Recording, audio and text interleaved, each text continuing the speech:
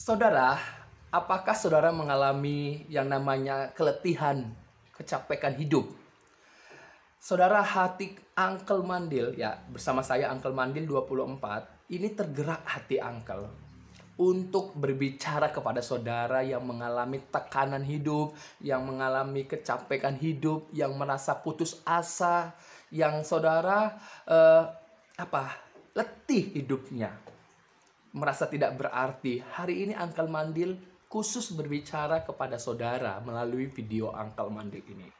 Kalau saudara melihat video ini, jangan langsung dicepatkan, ya, jangan langsung di-off-kan, tetapi lihatlah. Uncle Mandil bukan kebetulan untuk berbicara kepada saudara yang merasa hidupnya tidak berarti, yang merasa hidupnya letih lesu, mau menyerah, capek. Ya. Khusus Uncle Mandil berbicara kepada saudara. Uncle Mandil ini sudah 40 tahun itu percaya dan mengikut Yesus Kristus. Uncle Mandil tidak pernah sedikit pun terlintas dalam pikiran Uncle Mandil untuk meninggalkan Yesus Kristus.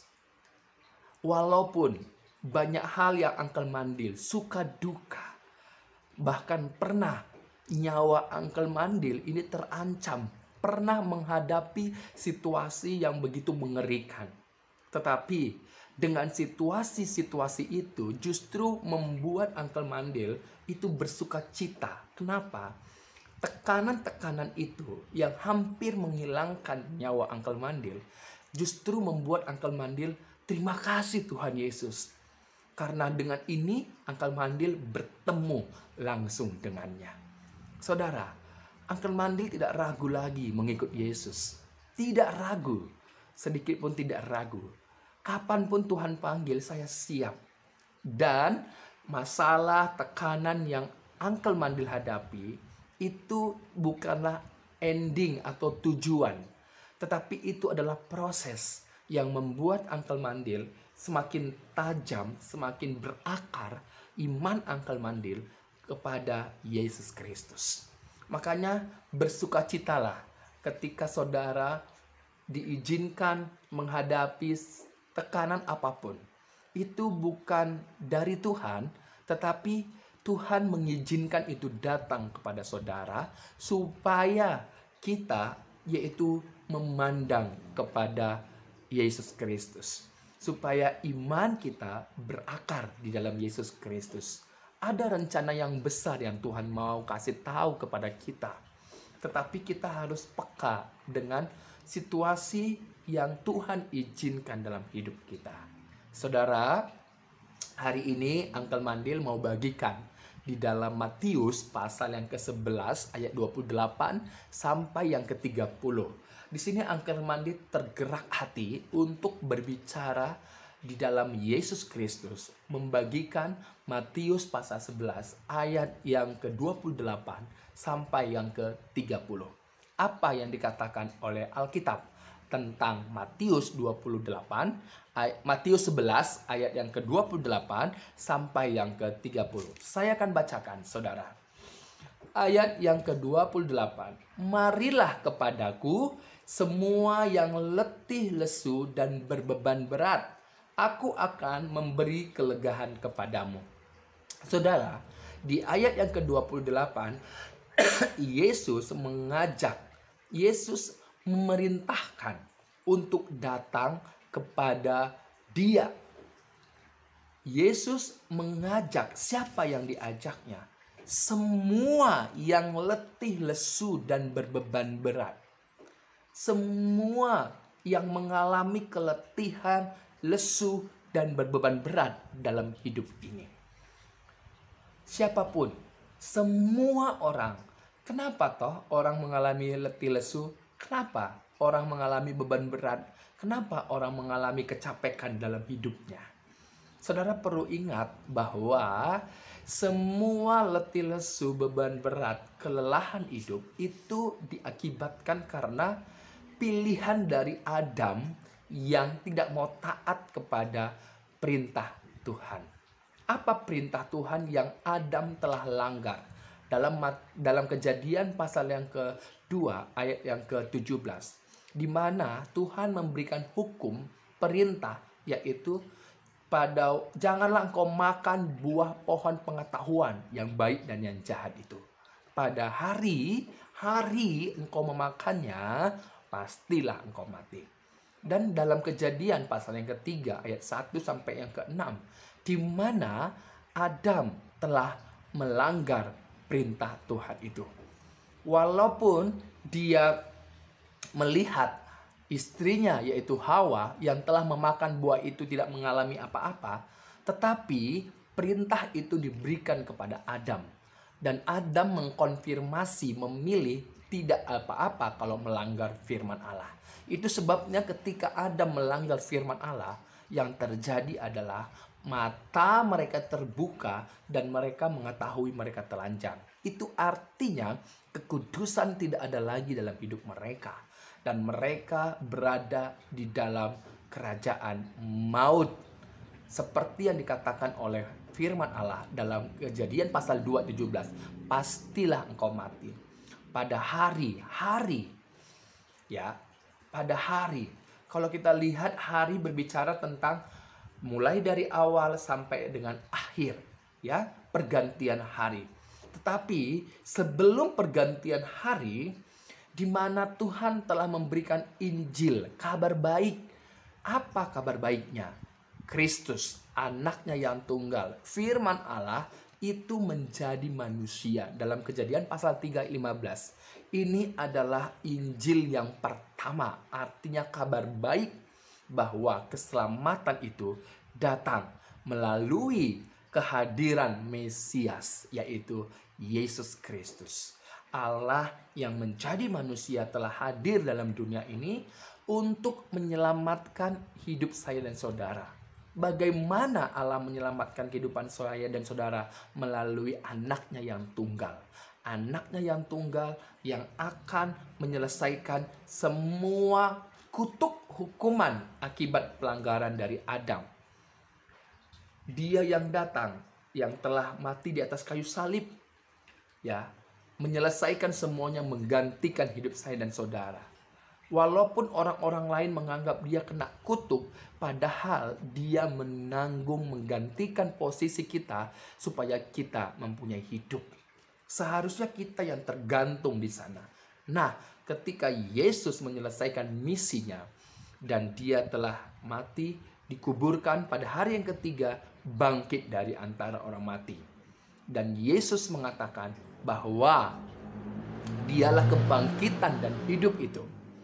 Ya, siapapun yang percaya kepada Yesus Kristus, walaupun dia telah mati, artinya walaupun dia telah mati itu ketika Adam melanggar, disitulah mulai penghukuman itu. Sampai detik ini, penghukuman kematian fisik kita kembali ke tanah. Tetapi Allah tidak mau jiwa kita binasa selama-lamanya. Artinya terpisah dari Allah oleh karena ketidakpercayaan kita kepadanya. Dan puji Tuhan, Adam dia meresponi. Adam itu percaya kepada berita Injil, kabar baik yang Allah berikan. Itu sebabnya Adam memberikan nama kepada istrinya, yaitu Hawa, ibu dari semua yang hidup. Artinya ini adalah pemberian nama dari iman yang telah merespon, yang telah dia dengar dari Injil yang pertama yang Allah berikan di Taman Eden. Kejadian 3 ayat yang ke-15. Puji Tuhan saudara. Dan hari ini bagaimana bahwa Yesus mengajak kita supaya kita itu datang kepadanya. Apa yang engkau alami? Apa yang membuat kau letih lesu? Itu akibat dari pelanggaran dari Adam. Dan karena satu orang, semua orang telah berdosa. Dosa telah masuk.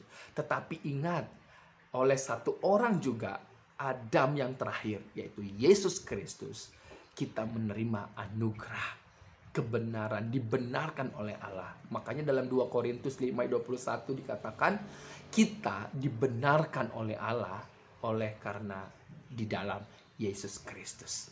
Di dalam Yesus Kristus kita dibenarkan oleh Allah. Artinya dibenarkan adalah kita tidak mengalami hukuman kekal, keterpisahan dari Allah selama-lamanya. Dan ini adalah satu anugerah yang kita terima dari Tuhan. Puji Tuhan. Dan Yesus mengatakan, marilah kepadaku semua yang letih lesu dan berbeban berat. Ayat yang ke-29 dikatakan di situ apa, saudara? Ya, Matius pasal yang ke-11 ayat 29. Pikulah kuk yang kupasang dan belajarlah padaku karena aku lemah lembut dan rendah hati dan jiwamu akan mendapat ketenangan. Yesus yang telah menyelesaikan segala kutuk hukum Taurat. Dia telah menyelesaikan semuanya di atas kayu salib. Dan kalau kita lihat, Yesus berkata di dalam ayat 29, ya, pikulah kuk yang kupasang. Ketika kalau kita lihat, kuk ini berbicara mengenai perintah-perintah hukum. Kalau di dalam orang Israel, ya, Yahudi, itu ada 613 perintah-perintah hukum Taurat. Dimulai dari 10 hukum yang diberikan kepada Musa, ya, di atas gunung, dan ada lagi perintah-perintah yang lain, ya. Totalnya kalau kita lihat dalam tradisi orang Yahudi itu ada 613 mitzvot atau perintah-perintah hukum. Dan ini sangat memberatkan, siapapun sangat memberatkan untuk menjalaninya. Dan orang-orang yang menjalani, orang-orang Israel yang hidup di bawah hukum Taurat itu menjalani, mentaati secara lahiriah. Tetapi tidak memahami yang namanya kebenaran atas apa yang telah Yesus lakukan, menggenapi seluruh hukum. Orang-orang Israel, ya, orang-orang yang berada di bawah kutuk hukum Taurat itu melakukan hukum Taurat secara lahiriah. Dan kalau satu aja dilanggar, maka semuanya itu cacat. Makanya betapa beratnya sekali. Dan mereka mencari kebenaran dari hukum Taurat. Untuk dibenarkan, mereka melakukan hukum Taurat. Padahal manusia di bawah matahari ini telah kehilangan kemuliaan Allah. Upah dosa adalah maut. Tidak ada yang bisa tidak terhindar dari kutukan, yaitu kematian. Semuanya mengalami kematian. Tetapi kematian kekal itu bergantung kepada responmu. Apakah engkau percaya kepada Yesus Kristus yang telah hadir dalam dunia ini atau tidak? Dan Paulus, dia mengatakan dalam Filipi pasal yang ketiga ayat yang ke-1 sampai yang ke-11. Dia adalah orang Yahudi asli, orang Israel asli. Dia adalah murid dari Rabban Gamaliel. Dia mentaati hukum Taurat. Dan kalau kita lihat, Paulus, dia bersusah payah melakukan 613 hukum Taurat. Begitu lelah hidupnya. Inilah yang digambarkan oleh Matius pasal 11 ayat yang ke-28 sampai yang ke-30. Letih lesu yang dimaksudkan di sini adalah bahwa kelelahan untuk membuat kebenaran dari mentaati 613 hukum Taurat. Dan ini sangat memberatkan sekali. Dan Yesus telah hadir untuk menggenapi seluruh hukum Taurat. Dan di dalam Filipi pasal yang ke-3 ayat yang ke-1 sampai yang ke-11, di mana ayat yang ke-7, 8, 9 dan seterusnya, Paulus mengatakan semua yang dia telah lakukan, itu kebenaran melakukan hukum Taurat, itu semuanya dianggapnya sampah, tidak berarti, tidak berguna. Kenapa? Kebenaran manusia itu tidak ada gunanya di hadapan Allah. Walaupun Paulus mencari-cari membuat kebenaran dari hukum Taurat yang dia lakukan, itu tidak bisa membenarkan dia di hadapan Allah. Justru membuat dia berada dalam hukuman Allah. Paulus menyadari melakukan hukum Taurat yang begitu banyak itu tidak membuat orang itu dibenarkan oleh Allah. Justru berada di dalam penghukuman. Sama seperti Adam dan Hawa, ketika mereka menyadari mereka telanjang, mereka membuat kebenaran sendiri. Apa kebenaran sendiri yang mereka buat? Yaitu dengan membuat pakaian dari daun pohon ara. Pakaian yang dibuat oleh Adam itu hanyalah sebentar. Itu berbicara tentang kebenaran manusia oleh karena menutupi pelanggaran atau dosa mereka. Dan di hadapan Allah itu tidak layak.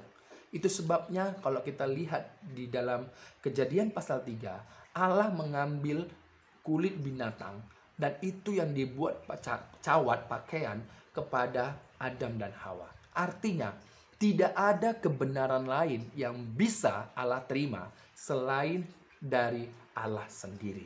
Itu sebabnya Yesus datang. Dia adalah Mesias. Kristus datang. Dia adalah sebagai anak domba Allah. Dia adalah anak tunggal Bapa yang telah hadir dalam dunia ini supaya kebenaran yang kita miliki bukan kebenaran dari daun pohon ara, tetapi kebenaran yang Allah kehendaki di dalam Yesus Kristus. Dalam 2 Korintus 5 ayat 21. Oleh karena di dalam Yesus Kristus kita dibenarkan oleh Allah. Pengorbanan Yesus. Yesus adalah korban yang menghapus segala dosa-dosa kita, yang menebus kita dari segala dosa kita, kutuk dosa. Itulah kebenaran Allah. Yang menerima kebenaran itu akan hidup kekal, dibenarkan oleh Allah. Tetapi yang tidak menerima kebenaran yang Allah buat di dalam anaknya yang tunggal, tidak bisa dibenarkan oleh Allah. Artinya berada dalam kutukan, penghukuman, pemisahan selama-lamanya dari Allah.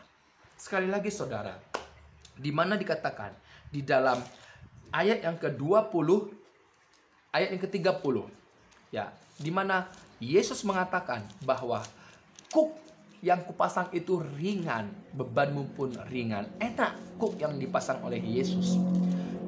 Yesus telah menggenapi semua hukum Taurat. Dan Yesus membawa 2 hukum dalam hidup kita. Kasihilah Tuhan Allahmu dengan segenap hatimu dan kasihilah samamu manusia. 2 hukum inilah yang mencakup keseluruhan 613 hukum. Jadi saudara, kita yang memandang menerima Yesus Kristus itu akan ada, ya, kita dimateraikan Roh Kudus dalam diri kita. Roh Kudus yang akan menuntun kita kepada seluruh kebenaran, yang mengajari kita untuk bagaimana hidup mengasihi Tuhan, mengasihi sesama kita. Puji Tuhan saudara, inilah iman kekristenan kita. Sekali lagi saya mau katakan bahwa orang-orang yang letih lesu, berbeban berat, itu karena mencari kebenaran sendiri, bukan mencari kebenaran Allah. Dan kita lelah untuk menjadi orang yang baik, karena menjadi orang baik tidak bisa dari melakukan hukum Taurat, di bawah hukum Taurat. Tetapi menjadi orang yang baik adalah ketika kita menyadari, percaya, menerima karya keselamatan Allah dalam Yesus Kristus, anak yang tunggal yang telah menyelesaikan semuanya di atas kayu salib. Dia telah dikuburkan, bangkit dari antara orang mati dan naik ke surga dan datang kembali untuk menjemput kita yang percaya kepadanya. Inilah pembenaran Allah itu. Dan hidup berpandangan kepada Yesus Kristus membuat kita untuk mengasihi Dia lebih dalam lagi, mengasihi sesama kita. Dan kalaupun ada orang-orang yang datang kepada kita dengan Injil palsu yang bukan Injil kebenaran, yaitu Yesus Kristus dalam Alkitab, maka kita sebagai orang yang percaya kepada Yesus Kristus mengasihinya, berdoa baginya. Biarlah karunia itu yang Allah telah nyatakan, biar juga diresponi oleh orang lain. Puji Tuhan saudara, jangan letih hidupmu, jangan berbeban berat hidupmu. Datang kepada Yesus. Di dalam Yesus ada kelepasan, kelegaan. Puji Tuhan, Tuhan berkati.